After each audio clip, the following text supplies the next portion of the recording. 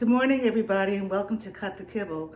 Today I wanted to share my bone broth video with you. If you do kibble or home cooked or raw, bone broth is so important for your dog. First of all, it has moisture, and kibble has no moisture. Moisture is very important for a dog's bladder and kidney, so the dog does not get stones.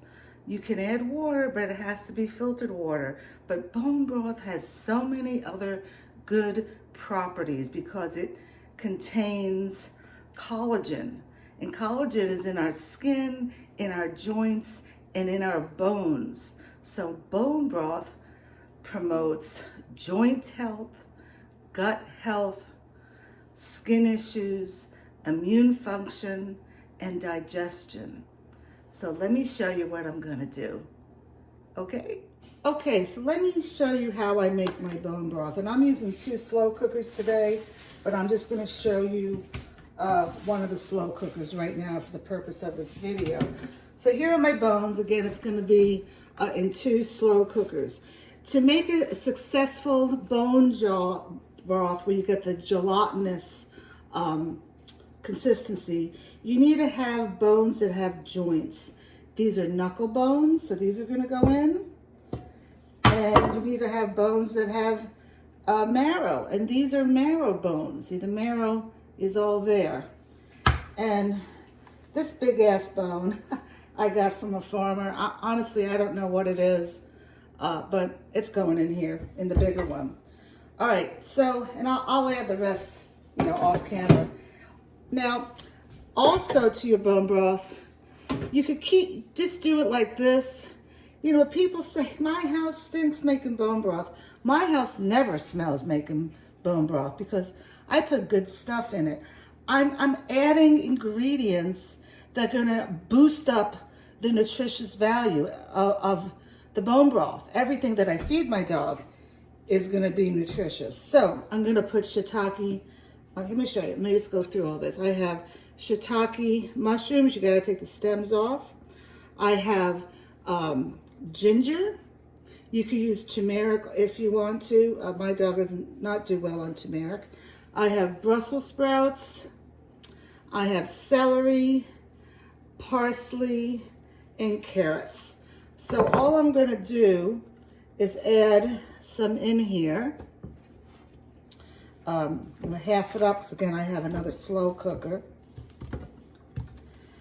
Parsley. Now the dog's not gonna, oh by the way, the parsley stems and all. Bella's not gonna eat any of these ingredients. This is just for nutritious flavor, okay? So after I add all the ingredients in here, I'm gonna fill this up, cover the bones with water. It needs to be filtered water, okay? And then you're gonna add a few splashes of apple cider vinegar. This is the best one on the market. You wanna shake it up because the mother is in there. And this will help pull out the marrow in the bones. All right, so let me go ahead and do this and I'll show you the rest.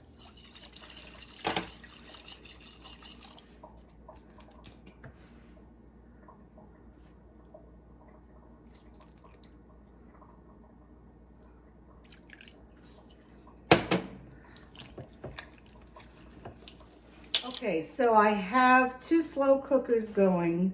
They're gonna be going for 24 hours. Now it's really, really important for you to use filtered water. Please don't go through all this trouble and use water out of your tap. That's another video. But there's excessive chlorine in your water and you don't want your dog ingesting that chlorine. So, and if you don't have time to make bone broth, you can buy some, but don't go to the grocery store because the grocery store bone broth is gonna have onions in it. It's probably gonna have salt in it. And it's gonna probably have natural flavorings in it. And your dog should have none of that. You can go to a pet food store They'll sell it in the frozen section. There's Primal is one of them. They're very expensive. Well, I shouldn't say very expensive, but this works. This is great. Set it and forget it. I actually put this all together in the 3 minutes that Bella ate her food. That's why you didn't see her. And so now I just need to come back in 12 hours and reset my slow cooker, and then come back tomorrow morning and I'll show you the next step. So I'll see you then. Good morning. It's 24 hours later. Bella's still upstairs. I'm gonna try to do this without her coming down here. So 2 things I forgot to tell you. 1 thing I forgot to do. If you want to read my recipe and all my recipes, I have a newsletter that I started. So put your email in the comments or message me at cutthekibble@gmail.com with your email. And it's a free newsletter, okay? And I'll send you the recipes, including this one. Secondly, I forgot to put butternut squash in. I meant to do that, but it's okay. This broth is full of nutrients. And I said that your house would not be stinky. I should not have put the Brussels sprouts in.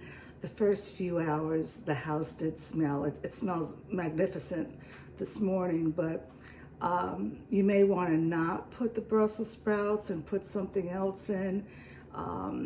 You know, maybe a cauliflower or the butternut squash would be fantastic.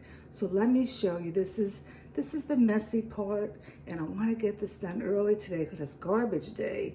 So I want to get all those bones outside for the garbage. So let me show you what I'm going to do. I spoke too soon. The second I took the lids off the slow cookers, she came down here because it really smells good. So let me take her out to go potty and start feeding her, and I'll do this and show you what the next step is. I just love this little girl. Yes, you mommy's girl. Okay, so I'm gonna do the small one first. This is what it looks like. I don't know if you can see it. Yeah, you can see it, huh? Okay. So I need to take all this, the bones out and the vegetables. And I love this contraption. I actually bought one for all of my kids for Christmas once. It's like a spider, but I don't know what it is, but it comes in handy. I even scoop my pasta out with this. So I'm gonna move this back a little. And I'm not gonna video the whole thing with you, but I'll show you the ending results. So all I'm gonna do is empty all this into something and then strain the broth. Okay? So I'll come back in a little bit and show you the ending results. What I did want to show you, look at this bone. See, that was filled with marrow, and that all came out. And it's all now in the bone broth.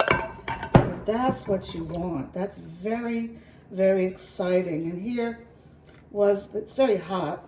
Here was the neck bone, and all that marrow came off of it also. So now what I'm gonna do, I have a strainer. I'm gonna put it over my huge 8-cup measuring cup, and I'm going to pour into this because I want to make sure that there are no bone fragments. I'm going to get into it. So this is what I'm going to do.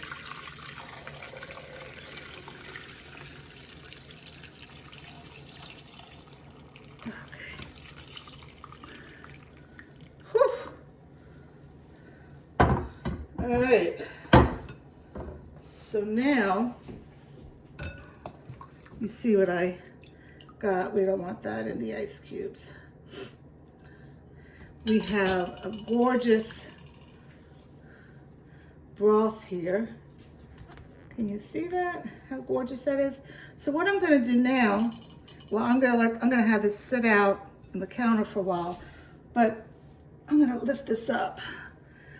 It's starting to separate ever so slightly. You're gonna want the fat to come to the top. So after this cools down, I'm gonna put a cover on it,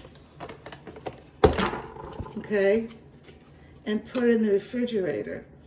And tomorrow morning, or I may even do this, you only need to give it like a few hours. It's gonna have fat on it. You wanna take all that fat off. It's gonna be very easy to take off.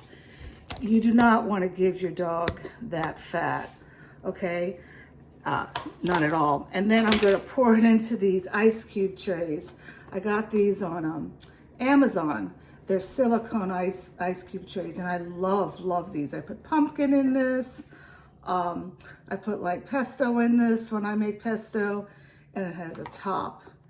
And then after it's completely frozen, you run it with warm water over here for like, I don't know, 5 seconds. And then you just push the cubes out. It's very easy peasy. And then I'll put it in a container, and she'll get 1 ice cube once a day with her food. I don't give it the ice cube. I melt it and make it into a broth in her food.